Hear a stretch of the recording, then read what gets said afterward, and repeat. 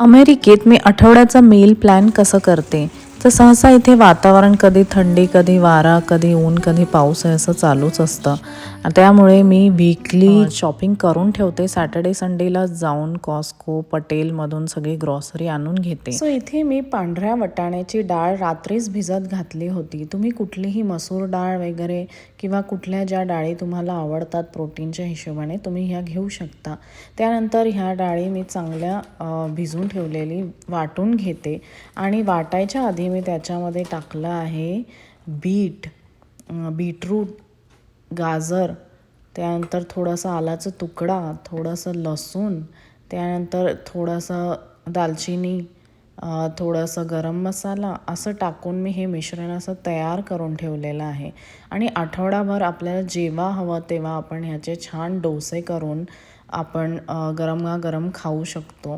हे खायला एकदम पौष्टिक आहेत आणि तुम्हाला कुठलेही गटचे प्रॉब्लेम्स असतील तर ह्याने हे इझिली सॉल्व्ह होतात आणि डायजेशनला पण खूप चांगलं आहे.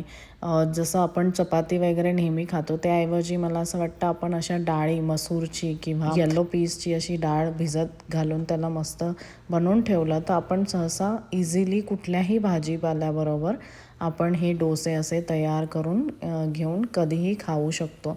तर ही तर माझ्याकडे मी नेहमीच म्हणजे आठवड्याचा माझा हा मील एक सेट मील आहे की मी डोस्याची तयारी आधीच करून ठेवते फ्रीजमध्ये आणि मग गरमागरम कुठल्याही भाज्यांबरोबर आपण मस्तपैकी ह्याचे डोसे करून आपण खाऊ शकतो. त्यानंतर मी जे भाज्या वगैरे आहे ना त्याचे मसालेसुद्धा तयार करून ठेवते. तर मसाल्यासाठी मी घेते टमाटे, कांदे आणि याचं मी वाटण करून घेते. आलं लसूणची पेस्ट पण वेगळी तयार करून घेते. तर ह्याचं मस्तपैकी वाटण करून घेते आणि मग ते असं डबा भरून मग मी फ्रीजमध्ये ठेवते. मग आपल्याला हवं तेव्हा आपण त्या काढून त्याच्या भाज्या आपण फटाफट रेडी करू शकतो. कारण रेग्युलर आपल्याला डेली रुटीनमध्ये खूप वेळ नसतो मसाले करायला. तर त्यामुळे ह्या पेस्ट आपण आधीच करून ठेवल्या तर त्या इझिली आपण वापरू शकतो असं आणि आपण रेडी टू असतात आणि त्या म्हणजे आपल्याला बाकी एक्स्ट्रा काही सामान घ्यायची किंवा कापत बसायची गरज नाही आहे. तर असे मसाले करून ठेवले फ्रीजमध्ये तर पटापट जसे पनीरची भाजी झाली, वाटाण्याची भाजी झाली किंवा कुठली रस्सा भाजी झाली तर त्यासाठी हे खूप इझी आपल्याला अवेलेबल असतात. त्यानंतर मी ना थोडेसे असे पालेभाज्या वगैरे घेऊन ठेवते. जसं हे मायक्रो ग्रीन्स आहेत अशा भाज्या मी घेऊन ठेवते. मग थोडं मी ना सगळ्या भाज्यांमध्ये असं भले वाटाण्याची भाजी असो, पनीरची भाजी असो, थोड्या ह्या मायक्रोग्रीन्स वगैरे टाकते. त्याने काय होतं मुलांच्या असं सहजा खात नाही हिरव्या पालेभाज्या त्यामुळे ते पोटात जातात. म्हणजे असं भाज्यांमध्ये आपण वरून किंवा असं भाजी बनवतानाच टाकल्या तर.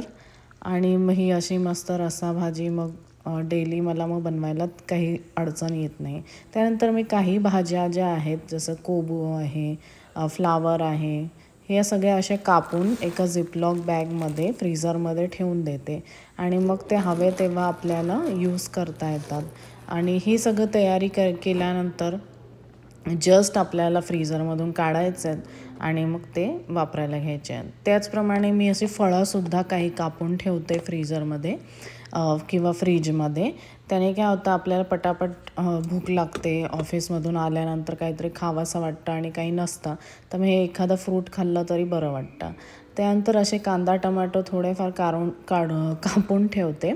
त्याने काय होतं की आपल्याला पटापट असं सँडविच करायचं असेल, स्नॅक करायचं असेल, मुलं काही कधीही मागतात, कधीही भूक लागते, आपल्यालाही भूक लागते. त्यामुळे हे असे पटकन असे ब्रेड वगैरे असेल त्याला चांगलं टोस्ट तूप लावून त्याच्यावर असे सँडविच तयार करते. त्यानंतर तुम्ही त्याच्यावर थोडंसं मीठ वगैरे टाकू शकता.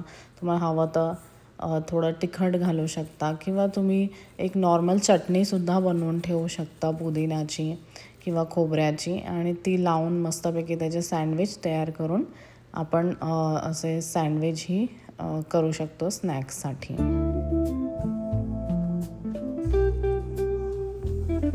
त्यानंतर मी ह्या एक कुकरमध्ये अंडीसुद्धा उकडून ठेवते आणि ही 2-2 अंडी आम्ही रेग्युलर खातो आणि खूप इझी होतात ह्याच्यामध्ये. त्यानंतर मी करून ठेवते हे श्रेडेड कोकोनट आहे याची चटणीसुद्धा करून ठेवते. सो आपल्याला म्हणजे भाज्यांमध्ये किंवा मटण चिकन काही करणार असाल तर त्याचा रस्सा भाजी करण्यासाठी सुद्धा हे यूजफुल आहे. आणि हे तुम्ही असं सहज कुठलीही अंडा करी केली किंवा कुठलीही भाजी केली त्याचा असं मस्त तरी तुम्ही हे जी आपण पेस्ट तयार केली आहे खोबऱ्याची ती अशी ह्याच्यात टाकून घेऊ शकता. आणि रेडी आपले जे मसाले आहेत ते रेडी असल्यामुळे आपल्या भाज्याही लवकर होतात. त्यानंतर ह्या मस्त एक आयटम आहे त्याला म्हणतात केफीर. ते पण मी घरीच तयार करते. हे जे बॉटल तुम्ही पाहतात हे ॲमेझॉनवर इझिली अवेलेबल मिळते आणि केफीरच्या सीड्ससुद्धा अवेलेबल मिळतात आणि त्याचे इन्स्ट्रक्शनसुद्धा आहेत ते कसं तुम्ही घरी तयार करू शकता. हे गट हेल्थसाठी खूपच चांगलं आहे. ज्यांना अल्सरेटिव्ह कोलायटिस किंवा क्रोन्स डिझीज किंवा गटचे कुठलेही आजार असतात ना त्यासाठी केफीर हे अतिउत्तम पर्याय आहे. तुमच्या गट हेल्थला खूप चांगलं व्यवस्थित ठेवतात. तर मी बाहेरचं केफीर यूज नाही करत. आम्ही घरीच तयार करतो हे केफीर आणि खूप इझी आहे. त्याची जर रेसिपी तुम्हाला हवी असेल तर मी एक दिवस नक्की तुम्हाला दाखवेल. पण सोपं आहे. यूट्यूबवर कुठेही अवेलेबल आहे आणि हे खायला अतिशय चांगलं आणि फ्रेश असतं. हे फ्रीजमध्ये तुम्ही भरून ठेवलं की 4-5 दिवस आरामात जातं. आठवडाभरसुद्धा जातं. हे टेस्टलासुद्धा खूप चांगलं असतं. दह्यापेक्षा जास्त ह्याच्यामध्ये प्रोबायोटिक्स असतात. त्यामुळे हे गटसाठी खूपच चांगलं आहे आणि हे मी अख्खी फॅमिली आम्ही सगळेच खातो. तर हे फ्रीजमध्ये आम्ही असं काढून ठेवून देतो. तर हे केफीरसुद्धा मी तयार करून ठेवते आणि आठवडाभर असंच सगळं मी सॅटर्डे संडेलाच करून ठेवते. त्याच्यामुळे आठवड्याच्या माझ्या ह्या भाज्या किंवा मसाले असल्यामुळे डोसे हे सगळं असल्यामुळे माझी एक चांगली मीलचं जे शेड्यूल आहे आठवड्याचा वीकली तो छान तयार झालेला असतो आणि टेन्शन नसतं मला जास्त.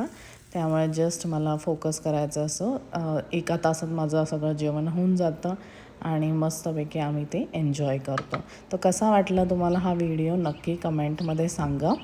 आणि अजून भरपूर व्हिडिओ असे पाहण्यासाठी माझ्या चॅनलला सबस्क्राईब करा, लाईक करा आणि इतरांबरोबरही शेअर करा.